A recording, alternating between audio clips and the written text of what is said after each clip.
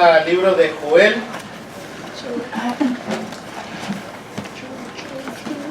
Miramos una pequeña introducción, observamos lo que era algunos bosquejos, alguna información dentro de lo que es el material de introducción en cuanto a este libro. Vamos a ver un poquito más. Espero que aprovechemos de todo en esta clase. Vamos a analizar a un personaje que yo esperaba que no se tocara en esta ocasión, al menos no me lo esperaba, mejor dicho, y sale este personaje una vez más. Me ayudó a comprender un poco más de lo que viene en el Segundo de Reyes, y me trajo a luz cierta situación y el por qué está pasando esta condición, por qué el mensaje. Yo quiero que tengan eso en mente mientras analizamos este libro. Quiero que aprovechemos a lo máximo este libro de Joel. Vamos a ver cierta información. Otra vez mencionaba la semana pasada en cuanto a las palabras desde el versículo 5 en adelante, ¿verdad? De llorar, de clamar, de gemir, de declaraciones de estar de luto, triste, aflicción por la condición que se encontraba, y que si no había un cambio, eso era seguro que iba a suceder. Entonces, en esta ocasión vamos a analizar este bosquejo que está en la pantalla. Creo que este fue el último que quedamos. Hablamos de la destrucción, según un bosquejo, ¿verdad? Algo breve. Este es el primer bosquejo en cuanto a la condición presente, condición futura. El libro se divide en esos dos pensamientos, algo ya aquí y luego algo hacia el futuro. Todo el mensaje radica en el día del Señor. ¿Okay? Todo el mensaje radica en el día del Señor. Es vivir en vista de que el día del Señor viene. Es algo que se necesita vivir hoy en día, ¿verdad? Es algo que necesitamos recordar. El día del Señor viene, y para unos será destrucción y para otros será salvación eterna. Apunta y señala hacia el futuro. El libro se aplica inmediatamente al judío hacia el futuro que iba a suceder el día de Pentecostés, pero que esto iba a suceder para toda humanidad al ver que el Espíritu Santo iba a ser derramado y que iba a proveer la salvación y la condenación de algunas, o la destrucción de algunas personas. Teniendo eso en mente, recuerde que Dios nunca está buscando gozarse en destruir a una persona. Nunca está Él pensando, según lo que vemos en la Escritura y todo lo que hemos analizado, Dios no es un ser que va a actuar bajo la emoción del enojo o el coraje. Dios no es de esa manera, no funciona a través de las emociones como nosotros. Hay algunos detalles o unas descripciones que menciona Dios de tal manera. Mía es la venganza, por ejemplo, Deuteronomio 32:35. Algunos piensan, bueno, es que Dios se va a vengar, es un Dios vengativo. No, eso es lo que nos está diciendo Dios. La palabra mía es la venganza, está diciendo, mío es la oportunidad de dar el pago. ¿Sí? En otras palabras, ya no soy tan fuerte como si fuera una persona que va a reaccionar bajo esa ira. Imagínense una persona que quiere venganza. Pues, ¿qué piensa hacer con esa persona? Lo va a destruir. Pero ese no es Dios. Dios no es esa persona que está buscando cómo destruir a tal persona, no. Dios está buscando la redención de toda persona. Y si es que no se redime esa persona, entonces la destrucción viene porque es lo justo que se merece. ¿Sí? Y eso es lo que diferencia a Dios. Por eso Dios siempre es un Dios de amor. Y lo vemos, encontramos la descripción más explícita de Dios dentro del Nuevo Testamento, en Cristo Jesús. Pero Dios sigue siendo Dios del Antiguo Testamento. ¿Sí? Nomás que a través de su Hijo, a través de Jesús, nos manifestó el gran amor que tiene, y nos manifiesta también, o nos deja saber a través del apóstol Pablo en Romanos 11:22. Aquí la bondad y la severidad. Hay dos lados. Dios se tiene que ver de esta manera, y tenemos que observarlo de tal manera que no es Él gobernado bajo los impulsos de las emociones que nosotros en ocasiones sí lo somos. ¿Okay? Tengamos eso en mente. Este bosquejo nos va a enseñar precisamente, el mensaje es directo. Recuerde que este libro no es uno que trata un pecado específico. ¿Ok? Lo vamos a ver ahorita, el pecado que sí está atacando. Es algo que va al corazón. Y más que nada al corazón del pueblo de Judá. Pero no es un pecado, por decirlo así, descrito como en el libro de Sofonías. Desde el versículo 4 en adelante, del capítulo 1, miramos que Dios iba a traer o extender su día hacia ellos por la idolatría que ellos estaban teniendo o practicando. Es muy claro en eso. Sofonías describe el pecado del pueblo. Joel no. Joel no da lujo y detalle de cuál es el pecado, pero sí dice que el problema está aquí. Entonces, cuando vemos eso, Joel se aplica de una manera muy universal, de una manera muy general. El problema radica cuando hay idolatría, cuando se llega a experimentar mentira, falso testimonio, robo, etcétera, etcétera, es porque hay un problema. Y ese problema Joel lo trata. Entonces se va más profundo, más directo a la raíz del problema. De eso, tengan eso en mente mientras estemos viendo lo que es el libro de Joel. Ahora, note aquí que las descripciones, ¿verdad? Dice que la destrucción va a ser severa o intensa, versículo 1 al 4, 6, 7, versículo 15, el mismo capítulo 1, va a ser en 4 diferentes aflicciones. Eso lo menciona el versículo 4. Cuando usted lee el versículo 4, la descripción de lo que viene siendo aquel animal conocido como la langosta, aquí es descrito en 4 etapas. Es el mismo animal, pero de 4 etapas. Dice que la oruga comió el saltón, y lo que quedó el saltón comió el revoltón, y lo que la langosta comió, lo que dejó el revoltón hasta que lo que había quedado, ¿verdad? Son 4 menciones de 4 etapas, pero todo va a ser hasta el fin. Esa misma aflicción va a consumir todo. Son 4 diferentes etapas del mismo animal para describir esta aflicción. De la misma manera que Dios va a afligir, lo va a afligir tanto hasta que no quede nada. ¿Ok? Eso tengan eso en mente. Será dolorosa, versículo 5, versículo 8 al 12, del 16 al 18. Tiene que haber una preparación del 3 al 14. La preparación, usted ahí la mira, dice: ceñidos y lamentad, sacerdotes, gemid, ministros del altar, venid, dormid, dice, en silicio, ministros de Dios, porque quitada es la casa de vuestro Dios, la ofrenda y la libación. ¿Cuál está leyendo? Versículo 14 ahora. Proclamad ayuno, convocar asamblea, congregad a los ancianos y a todos los moradores de la tierra en la casa de Jehová vuestro Dios, y clamar a Jehová.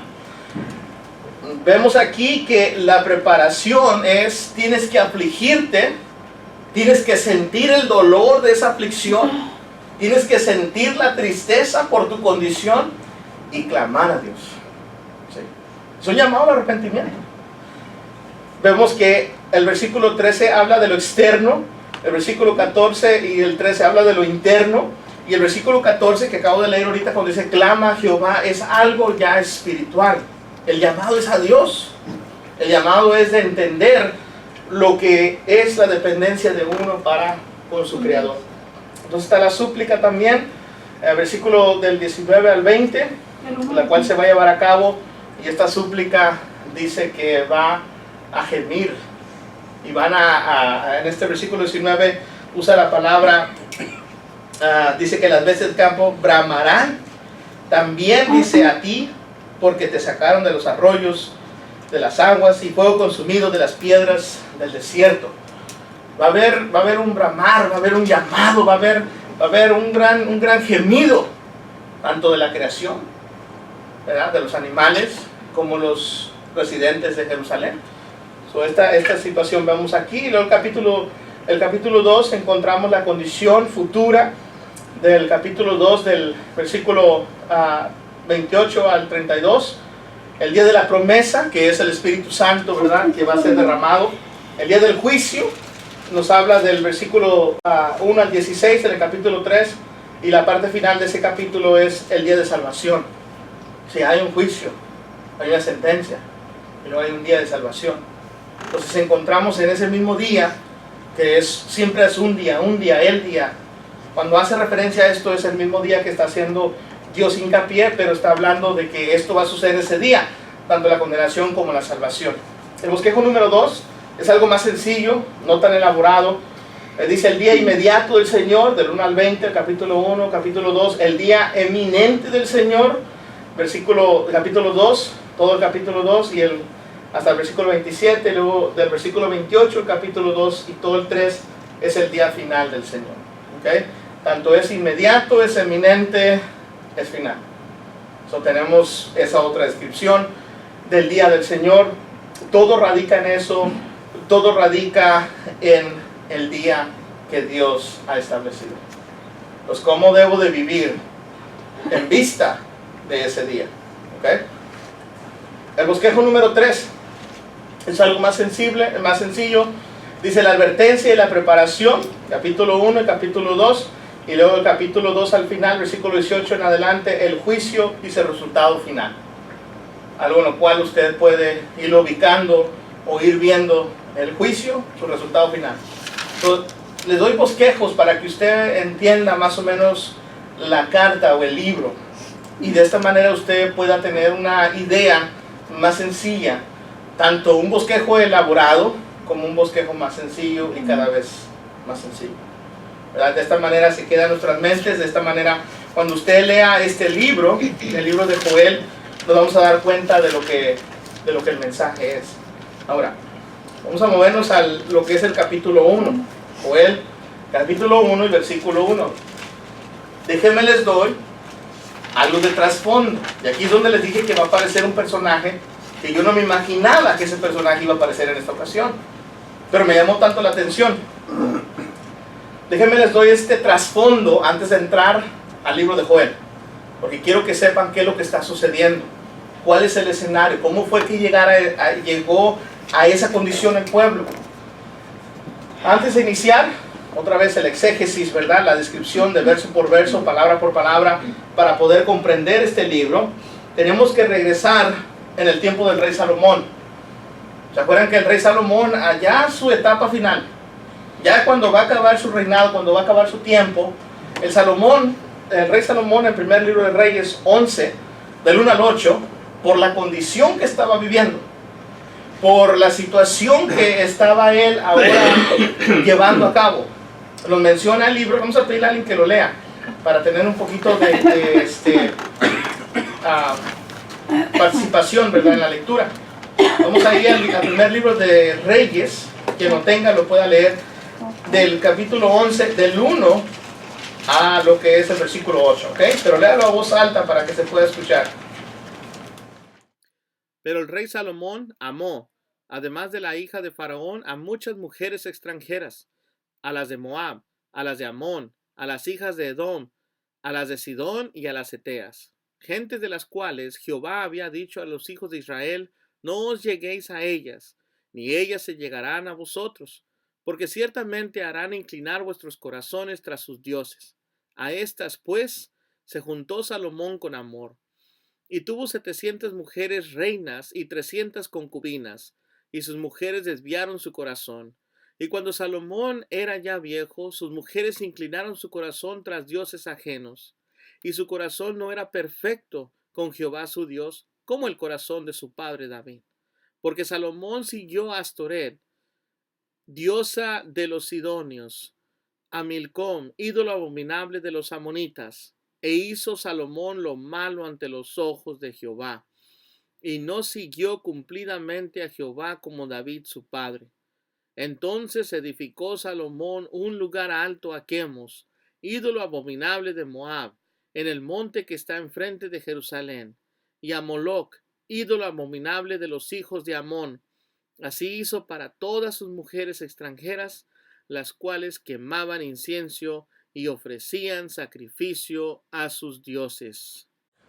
Moloc es el dios al cual quemaban a sus hijos, a sus criaturas las entregaban dentro de o en las manos de este ídolo. Ya sea, algunos suponen que este ídolo era de especie de hombre y cara de buey, ¿verdad?, o de toro.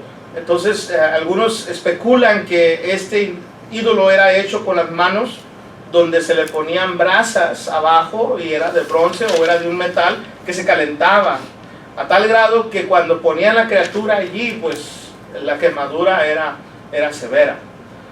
Moloc era este dios de los amonitas. También Quemos es otro dios que se conoce igual, el sacrificio era igual, hacia con sus hijos, sus primogénitos eran los que entregaban a estos ídolos. Entonces esto era abominable delante de Dios. Y Salomón, ya a una etapa avanzada de edad, decide inclinarse por las mujeres que tenía, ¿verdad? O sea, tiene 1000 mujeres.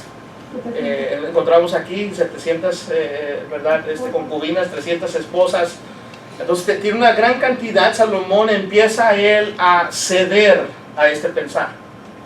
Entonces de allí encontramos la partida, el alejamiento de la palabra de Dios y del justo juicio de Dios. David, aún de viejo, guardó su integridad hasta el fin, pero encontramos que Salomón no hizo esto. Ahora, Salomón tuvo un hijo que usted y yo encontramos a través de la historia, llamado Roboam. Y Roboam entró en efecto al gobierno cuando su padre murió. Cuando Roboam entró, pidió consejo a los ancianos, porque el pueblo no quería sujetarse a lo que él les estaba haciendo. Decía que Salomón había sido muy severo con ellos. Entonces ellos encuentran a Jeroboam y le dicen a Jeroboam que interceda por ellos. Va Jeroboam delante del rey, habla con el rey, y el rey le dice: ven en 3 días y te tendré respuesta. En esos 3 días se va Jeroboam con el pueblo.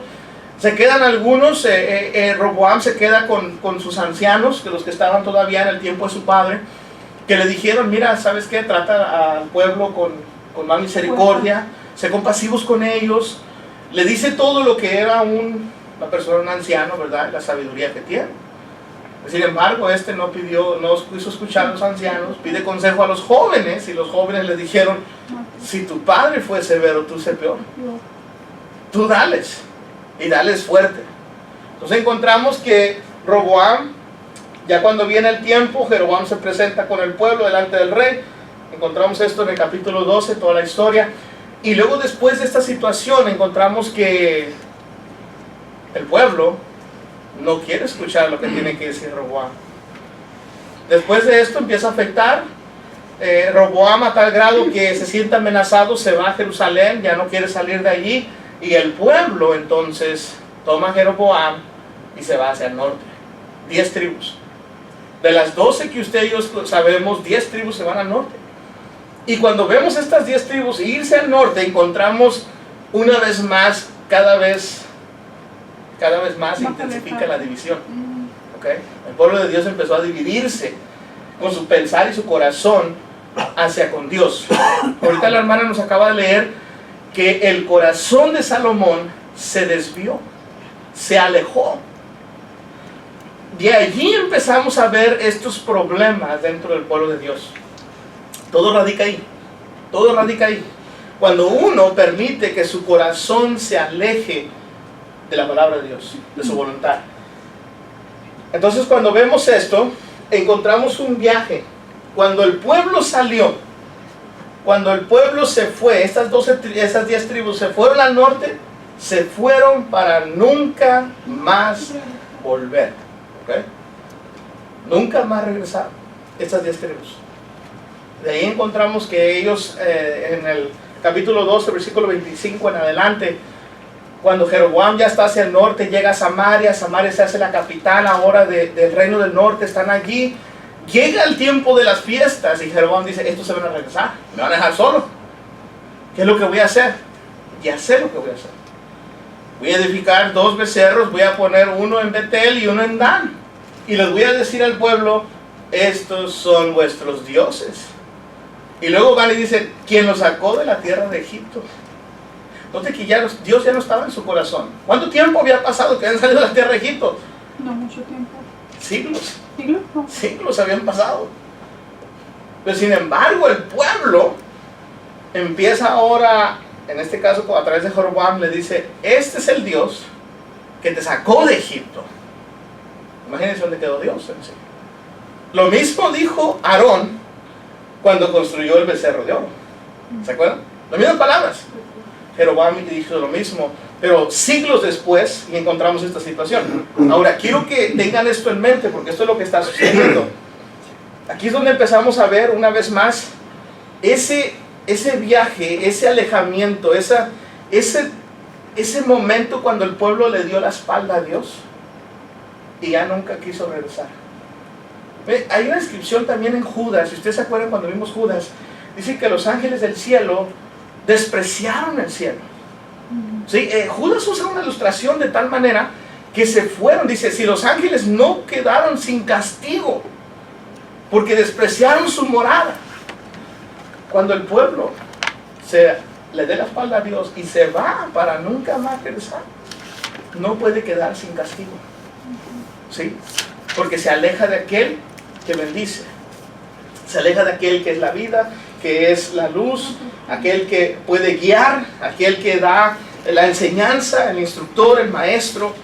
Entonces encontramos, esto fue una muerte lenta. Un ejemplo aquí, una aplicación que podríamos aplicar aquí es cuando un cristiano se aleja de Dios, ¿sí? Empieza a morir espiritual, poco a poco, a tal grado que se convence. Y lo que causa es que se engaña. Yo estoy bien. Yo aquí, en este lugar, yo puedo hacer las cosas y tener una relación con Dios. No, ya no. Se convenció que lo puede hacer sin tener que tener la comunión con Dios o con la iglesia. No se puede tener comunión con Dios si no hay comunión con la iglesia. Y porque Dios así lo estipuló. Tienes que ser parte de los llamados y gozarte en lo que los llamados son privilegiados para glorificar a Dios. Pierdes eso, te convences. Y empieza uno a convencerse y decir, no, es que estoy bien, yo pues al menos no hago esto. Empieza uno a buscar justificación. El pueblo se fue, ya no regresó, había sido influenciado después. Empieza a pasar el tiempo de Roboam, siguen otros reyes, pero llegamos a Josafat. Y Josafat es clave aquí, ¿ok? Es muy clave, porque Josafat es el padre de Joram. Y de ahí vamos a ver de cómo de una manera se torna a otra. Ahora, viendo Josafat, la escritura nos dice, alguien que nos pueda leer esto en anaranjado, la primera parte hasta donde llega aquí. Anduvo en los primeros caminos de David su padre y no buscó a los Baales, sino que buscó al Dios de su padre y anduvo en sus mandamientos y no según las obras de Israel. Okay. Note que Josafat está reinando. En este tiempo, el rey Acaz está en Israel. Él es el rey del norte. Josafat es el rey de Jerusalén. Josafat está buscando a Dios con todo su corazón, está buscando hacer la voluntad. Alguien que nos lea la segunda cita hasta donde dice Jehová. Y anduvo en el camino de Asa su padre, sin apartarse de él, haciendo lo recto ante los ojos de Jehová. ¿Ok? Hasta ahí, hermana. Es que vamos a hacer una pausa ahí. Ahí encontramos entonces estos dos pasajes que nos hablan del mismo Josafat, que él buscó hacer lo correcto delante de Dios. Que según el autor nos describe que Josafat buscó hacer su voluntad. Ahora, sí tuvo desafíos, sí tuvo detalles, tuvo altas y tuvo bajas. Sí, en ocasiones flaqueó. Pero Josafat es el rey que se le pide que vaya a pelear con Acaz. Le dice, ven conmigo, vamos a Galat, vamos a pelear con estos. Josafat es aquel que dice, espérame, hay algo aquí, tengo que analizarlo. ¿Hay profeta entre el pueblo? Y dice, sí, mandan a traer todos los profetas que hay como 400, empiezan a profetizar, vayan, van a conquistar, van a ganar. Josafat dice, algo anda ahí medio raro con esos profetas. Y va y contesta, hace esta pregunta, ¿no hay profeta que sea profeta de Dios entre el pueblo? Y marca esa diferencia y le dice el rey, ahí hay uno, pero siempre habla mal, siempre me da malas noticias. Y le dice, tráelo. Y van y lo traen. Eso está en el segundo libro de Reyes, también capítulo 22, versículo 14, donde nos habla, según este profeta Micaías, llega Y cuando van a traerlo, le dicen a Micaías, hey Micaías, tú tienes que dar el mismo reporte que dimos nosotros. Que van a subir, van a vencer, van a tener victoria. So, va el profeta, va ahí, llega, el profeta le dice a ellos, vive Jehová, que lo que Jehová me dijere, eso hablaré. ¿Verdad? Pero llega Micaías, se presenta delante del rey y le dice al rey, le pregunta a Josafat, ¿qué es el reporte? ¿Qué profetizas tú? ¿Iremos o no iremos? Sí, vaya rey, vaya. Vas a tener la victoria.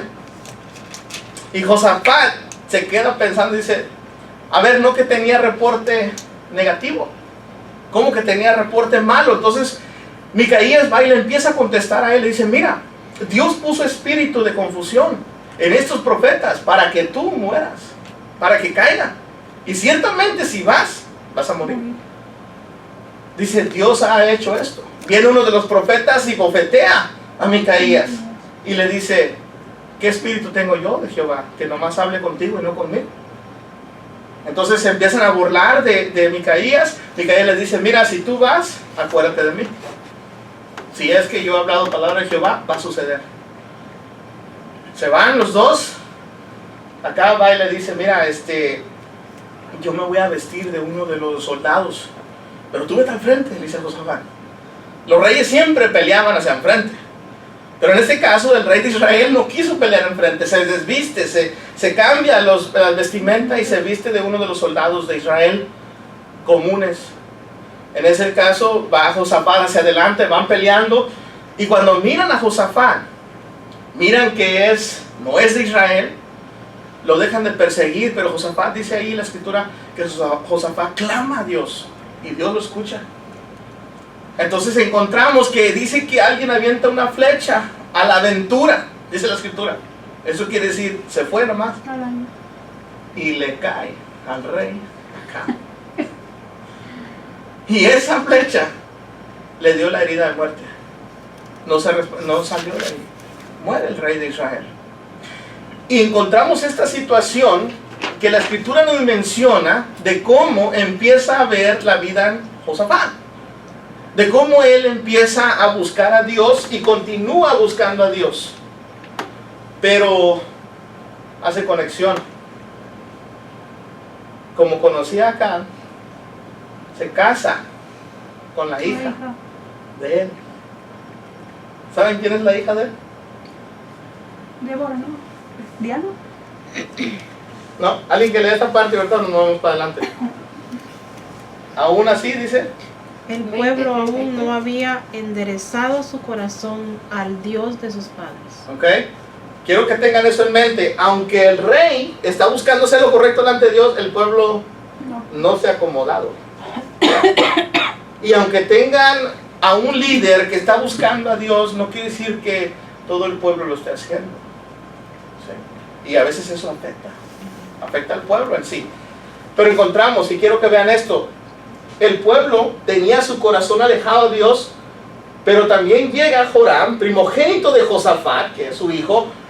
Joram fue una persona muy malvada. Josafat se casa con aquella hija que encontramos de acá. Tiene familia, pero cuando él es nombrado, él tiene hermanos, él tiene más familia. Incluso vamos a leer 2 de Crónicas 22:4, porque ese nos va a ayudar a aclarar algunas cosas. 2 de Crónicas, capítulo 22 y versículo 4. Quien lo pueda leer, por favor. 22, ¿qué? 4.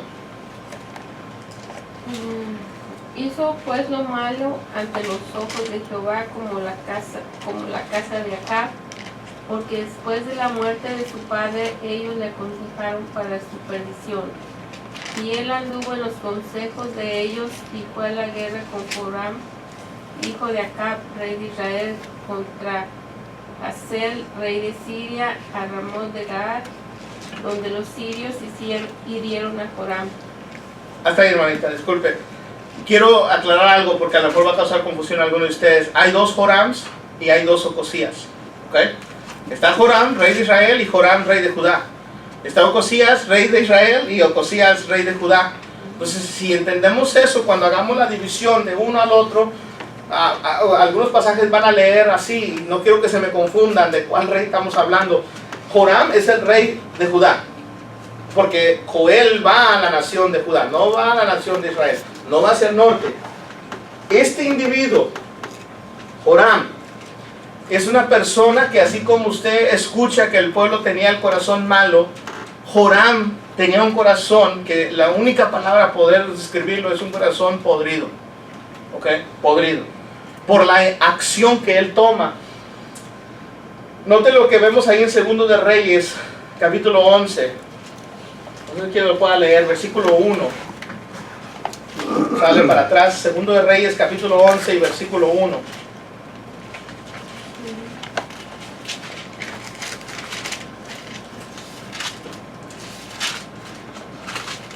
Y cuando Atalía, madre de Ocasías, vio que su hijo era muerto, se levantó y destruyó toda la descendencia de Israel.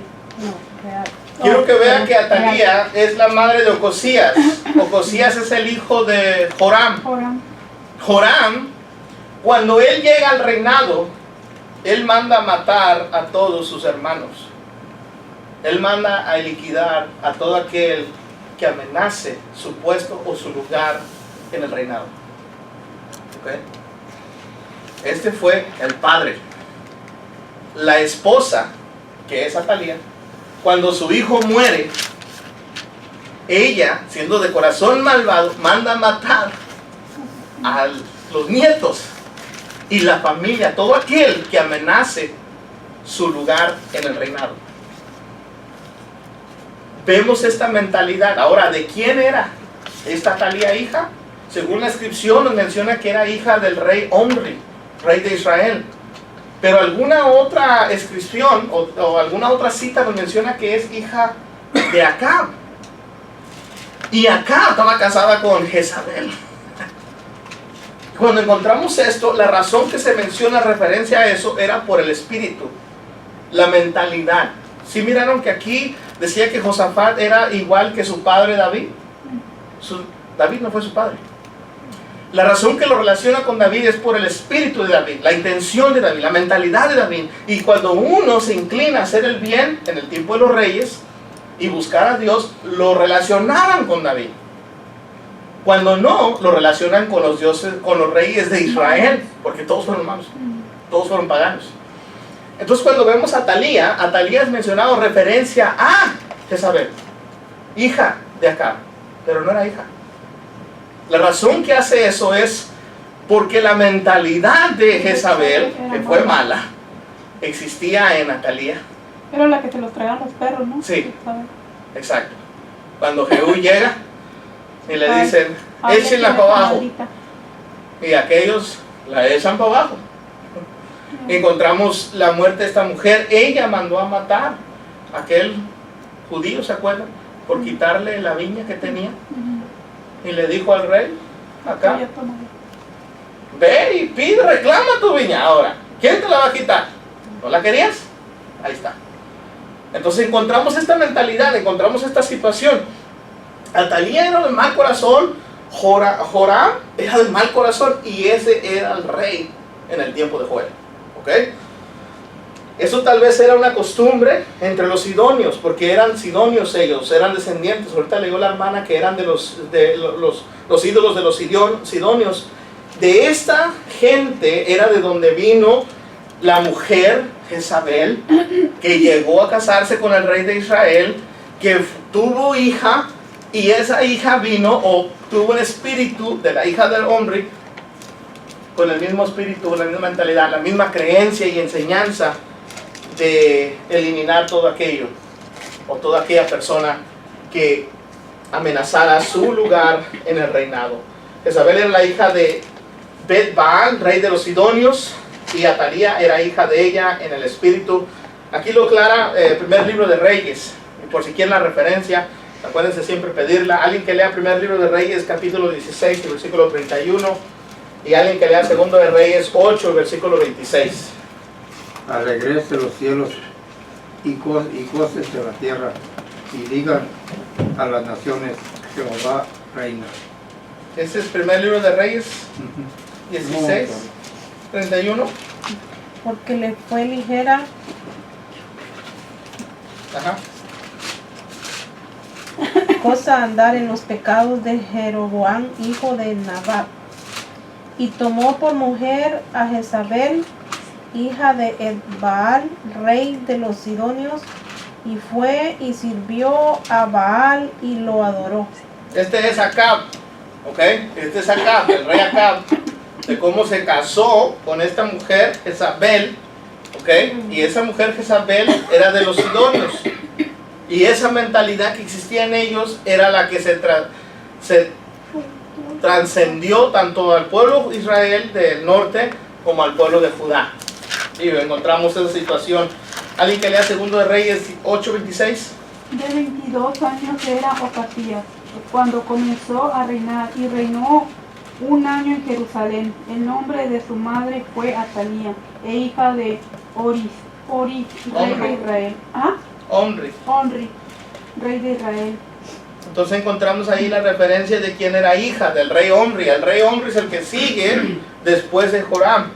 ¿Ok? So tenemos que tener eso en mente de cómo son los reyes. A veces sí es donde se confunde uno con los reyes, ¿verdad? Porque dice uno, ¿y cuál es cuál? ¿En dónde van? Por eso es importante saber un poco de historia para que usted se pueda ubicar en qué tiempo, qué rodeaba, qué estaba sucediendo dentro del pueblo de Dios y lo que estaban padeciendo ellos. Palabra de Jehová que vino a Joel, hijo de Petuel. Me parece que es esta. Sí, era la misma, nomás que no la borré la otra. So, este es el versículo 1. Quiero que tengan en mente lo que acabamos de ver. ¿Ok? Tengan en mente la situación, la condición. Joram es el rey. Joram está casado con una esposa que es muy malvada. Él actúa con maldad y su esposa vuelve a actuar. Y qué interesante, ¿verdad? Que no haya misericordia ni con la misma familia. Que ni siquiera se vean ellos de esa manera. O sea, a veces podrías pensar que tu enemigo sería alguien de afuera, pero que sea tu hermano. Porque Joram mató a sus hermanos y a los príncipes por quedarse con el reinado. Se aseguró de ello. Dijo, esto tiene que ser mío o no va a ser mío, no va a ser de nadie. Y eso es muy importante que el rey reaccionara de esta manera. El poder ver esta condición, el poder observar la manera que actuó este rey. ¿Dónde está esta?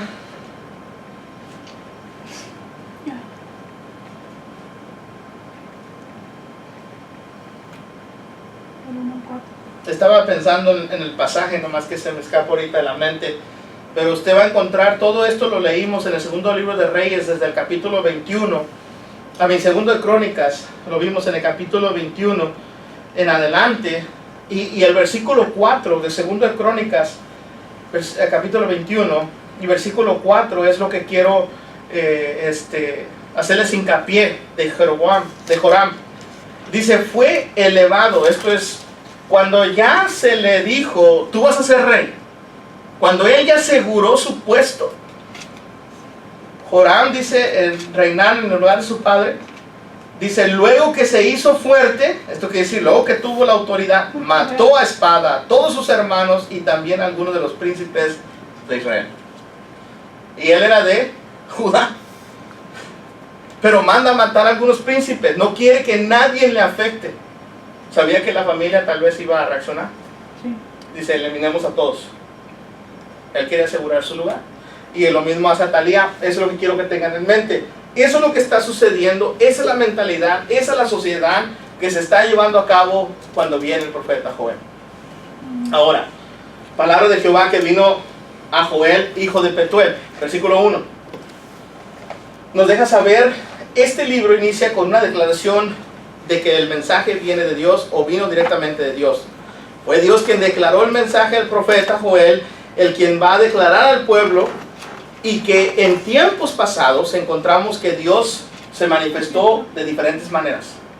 Hebreos 1, ¿verdad? Nos menciona esto, Hebreos 1:1, que Dios en tiempos pasados habló a los padres a través de los profetas. Encontramos aquí algunas maneras de cómo Dios habló o se manifestó. En una ocasión le dice Dios a través a en el capítulo 15, Abraham se le presenta por visión.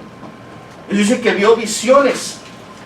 El mensaje de Dios viene hacia él. Encontramos también acá en primer libro de Reyes, capítulo 3, versículo del 5 al 15, que se le presenta a Salomón en sueño. Salomón tiene un sueño y Dios le hace saber su voluntad. En otra ocasión más diferente, por decirlo así, encontramos de cómo Dios se le presenta a Moisés en la zarza ardiendo. Pero si usted se acuerda de Números 22, usted se va a acordar de la asna de Balaam. Cuando le pega. Y la asna habla. Dios se manifiesta. Y se manifestó en el tiempo antiguo, mejor dicho, de muchas maneras. Lo hizo de muchas maneras. Pero ahora este mensaje viene a Joel. Y Joel va a presentar el mensaje al pueblo. Y ese mensaje viene directo de Dios, va a ser revelado a través de su siervo. Ahora, recuerde que en ocasiones Dios revela el mensaje tanto para amonestar como también para traer esperanza. Dependiendo de la situación, Dios en su tiempo lo va a hacer. Y a través de la situación va a dejar saber cuál va a ser su palabra, sea buena o sea mala. Digo para la persona, ¿verdad? No es de que Dios sea malo, pero el mensaje tal vez no va a ser muy bueno para la persona, como vemos en Joel, si es que no se arrepienten.